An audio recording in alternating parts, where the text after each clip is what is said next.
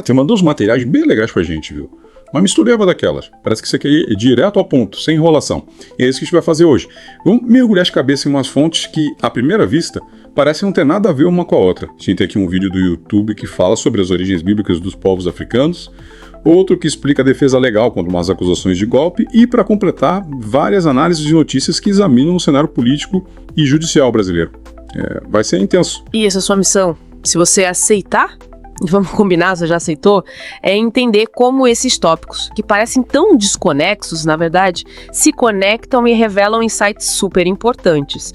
A gente vai analisar narrativas históricas, argumentos legais e perspectivas críticas sobre os eventos que estão rolando por aí, tudo isso para te dar uma visão clara e informativa do que tá pegando. Você mandou tudo, hein? Transcrições do YouTube, trechos de artigos sobre questões legais e políticas e até uma linha do tempo e uma lista de personagens para a gente não se perder no meio do caminho. É material para dar e vender. A gente vai desvendar tudo isso juntinho. Então bora começar a desmitificar essa bagaça toda. Que tal começarmos com esse vídeo do YouTube que fala das origens bíblicas dos povos africanos? Parece que ele questiona algumas ideias que a gente tem por aí. Sabe o que é muito interessante nesse vídeo? Ele destaca a presença constante de pessoas e comunidades africanas em toda a Bíblia. Ele argumenta, e de forma bem convincente, que os africanos não eram figurantes na história bíblica, mas sim participantes ativos em várias narrativas importantes.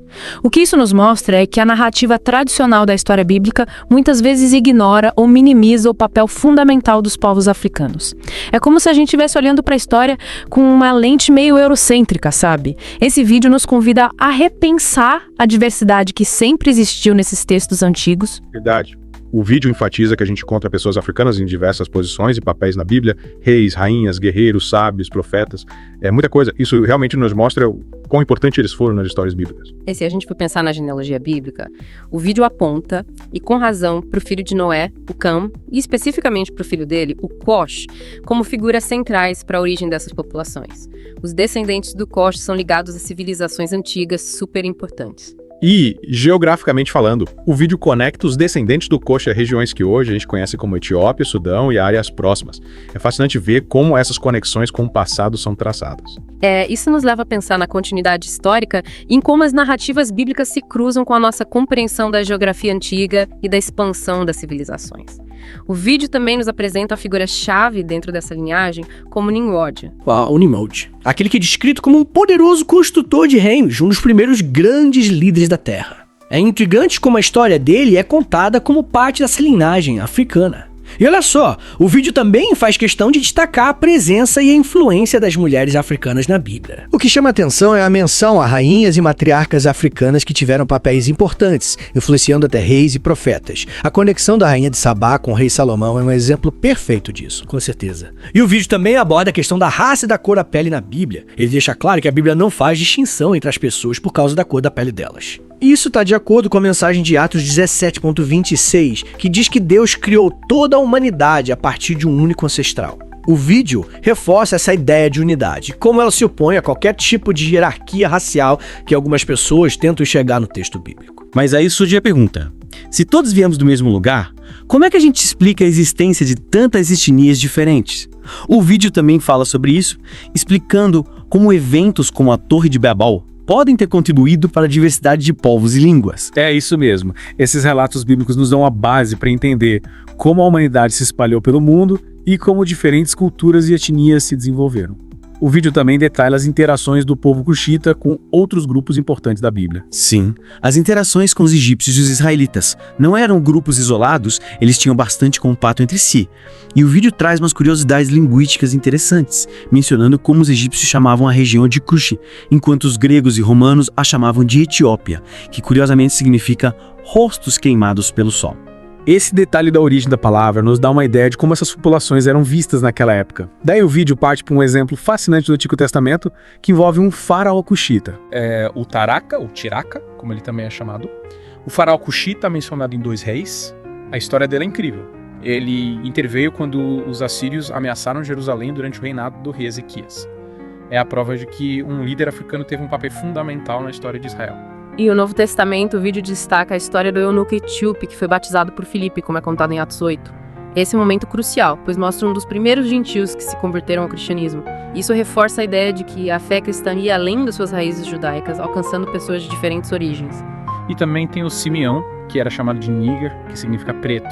Ele era um líder da igreja primitiva em Antioquia, como a gente vê em Atos 13.1, mas uma indicação clara de que a liderança africana estava presente no cristianismo desde o início. Esses exemplos do Novo Testamento só reforçam o argumento central do vídeo, que é a inclusão como parte do plano de Deus. O vídeo deixa claro que Deus nunca escolheu as pessoas por causa de características superficiais, como a cor da pele ou o local de nascimento. E ele traz outros exemplos para provar isso, como o Êxodo 12.38, que fala de uma grande mistura de pessoas, incluindo egípcios, se juntando aos israelitas durante o Êxodo. Não foi um evento exclusivo para um único grupo étnico. É verdade. Essa informação é importante porque destaca a integração de diferentes populações no povo de Deus desde o começo. O vídeo também conta a história do Ebed-Meleque.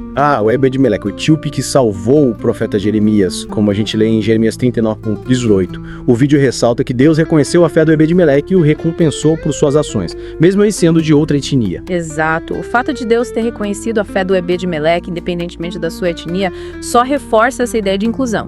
No final das contas, o vídeo reúne todos esses pontos para enfatizar a natureza inclusiva do plano de Deus, como a Bíblia nos mostra. E ele termina com a referência à visão de Apocalipse 7.9, que mostra uma multidão de todas as nações, tribos, povos e línguas diante do trono de Deus. Essa imagem realmente reforça a mensagem de inclusão universal. É uma perspectiva poderosa sobre a presença e as origens dos povos africanos na Bíblia, sem dúvida. Mas agora, vamos mudar completamente de assunto e mergulhar nesses outros materiais que você mandou, que falam sobre a defesa legal do Augusto Heleno e o clima político no Brasil. Parece que a gente está entrando em outro mundo, né? Pode até parecer, mas se a gente olhar com atenção, vai ver que existem temas em comum, como poder, justiça e a forma como as narrativas são construídas e questionadas. O que me chamou atenção foi a defesa legal apresentada pelo Augusto Heleno contra acusações bem pesadas.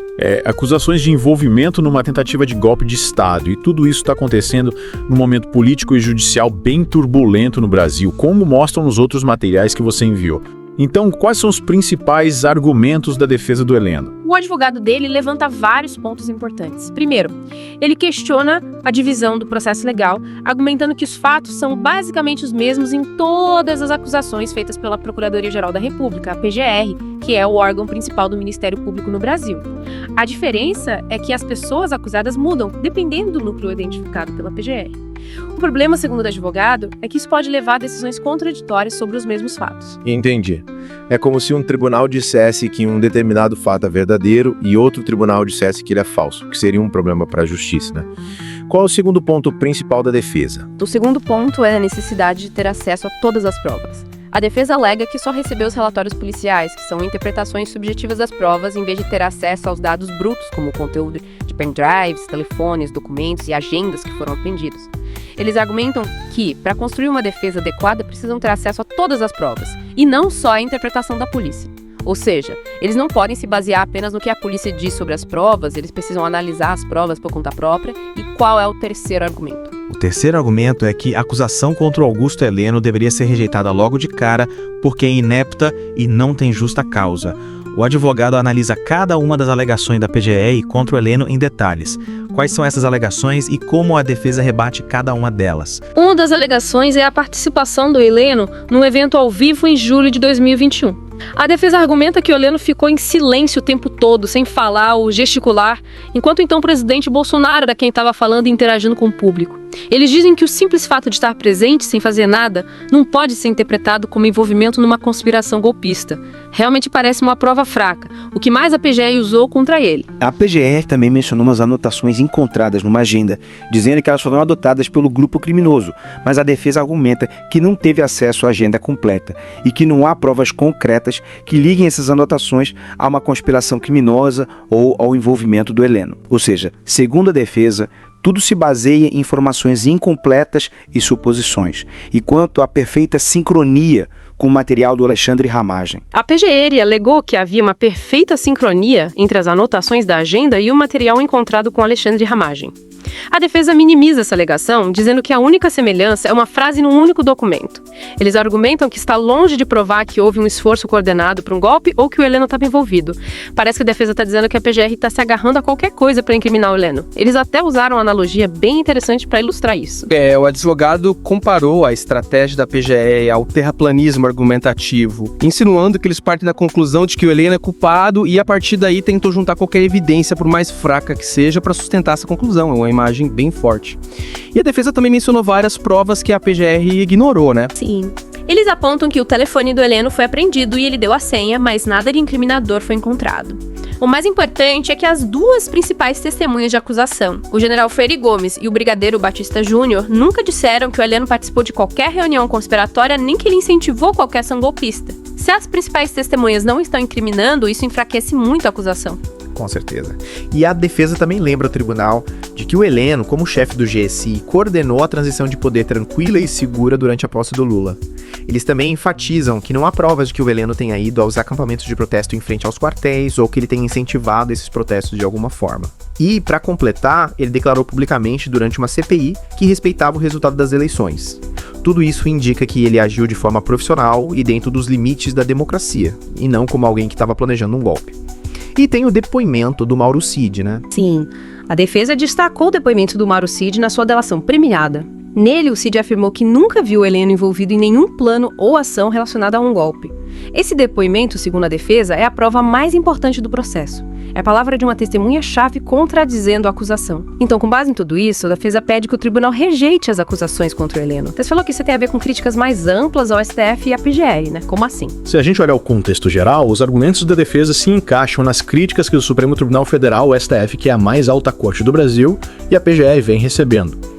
Essas críticas são apresentadas no vídeo que atualizei e em outras análises. Essas fontes apontam para uma aparente falta de coerência e possíveis motivações políticas nas ações do STF e da PGR. Você pode dar alguns exemplos dessas críticas? Um dos pontos mais polêmicos é a investigação das picadinhas, que é como ficaram conhecidas as fraudes no cartão de vacinação contra o Bolsonaro. Os críticos argumentam que essa investigação que levou à prisão do Mauro Cid foi usada para pressionar o Cid a dar informações sobre a suposta tentativa de golpe. Depois da delação do Cid, o caso das picadinhas foi arquivado por falta de provas, o que reforçou a ideia de que a investigação era politicamente motivada. É muita coincidência, né? E o caso dos presentes que o Bolsonaro recebeu.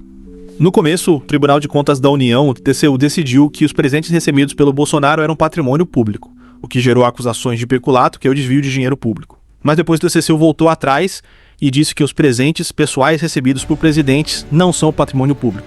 Isso enfraqueceu as acusações de peculato contra o Bolsonaro, mas a PGR ainda está pensando se vai levar o caso adiante, o que levanta dúvidas sobre a imparcialidade deles e se eles estão ignorando a decisão do TCU. Parece que as regras do jogo estão mudando no meio do caminho. Essas críticas vão além desses casos específicos. Sim, com certeza. Tem uma preocupação maior com a forma como o STF está conduzindo essas investigações com viés político. Os críticos apontam para a incoerência de aceitar o inquérito sobre a tentativa de golpe, que se baseia principalmente na delação do Mauro Cid, enquanto arquiva o caso das picadinhas, que também envolveu o depoimento do Cid, por falta de provas. E tem gente dizendo que o STF está agindo com motivação política para impedir o Bolsonaro de se candidatar em 2026.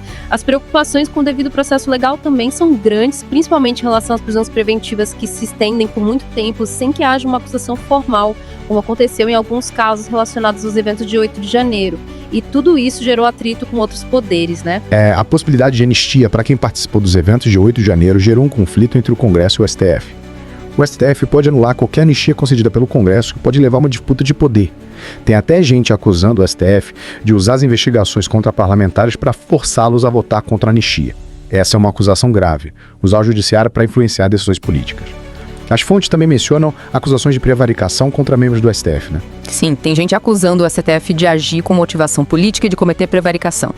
A acusação é que membros do STF estão deixando de investigar certos crimes de propósito, mas ameaçam usar essas investigações como moeda de troca contra parlamentares que não votarem do jeito que eles querem, principalmente na questão da anistia e em relação a figuras como o Gilberto Kassab. E parece que essas ações do STF estão repercutindo internacionalmente, né? Pois é. Figuras como Elon Musk e a Corte Interamericana de Direitos Humanos se manifestaram sobre as ações do STF, o que mostra que a situação no Brasil está chamando a atenção e gerando preocupação internacional. As fontes também mencionam o caso da Débora. Como ele se encaixa nessa história toda? O caso da Débora, que foi presa por muito tempo por causa dos eventos de 8 de janeiro e só foi solta depois de muita pressão da opinião pública, é usado como exemplo de como a pressão popular pode influenciar as decisões do STF. Parece que o STF está recuando um pouco por causa das críticas que vem recebendo. E o vídeo da Ana Paula Henkel coloca esses eventos numa perspectiva bem específica, né? Sim, o vídeo da Ana Paula Henkel fala de um regime de exceção, ou regime alexandrino, que está crescendo e se consolidando no Brasil, uma referência ao ministro Alexandre de Moraes. O vídeo critica a censura e o desrespeito ao devido processo legal, citando a declaração do ministro aposentado Marco Aurélio de Mello, que disse que a lei no Brasil não existe mais. É uma crítica forte vinda de um ex-ministro do STF. E tem gente questionando a competência do STF para julgar certas pessoas, né? Sim. Tem gente questionando se o STF pode julgar pessoas que não têm foro privilegiado, que é um privilégio legal que alguns ocupantes de cargos públicos têm.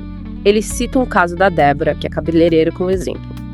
O argumento é que julgar pessoas comuns no STF viola o princípio do júris natural, que garante o direito de ser julgado pelo tribunal competente. Ou seja, o STF estaria extrapolando seus poderes, e todos esses eventos estão interligados e aconteceram numa sequência específica, como mostra a linha do tempo do vídeo que te atualizei. É verdade.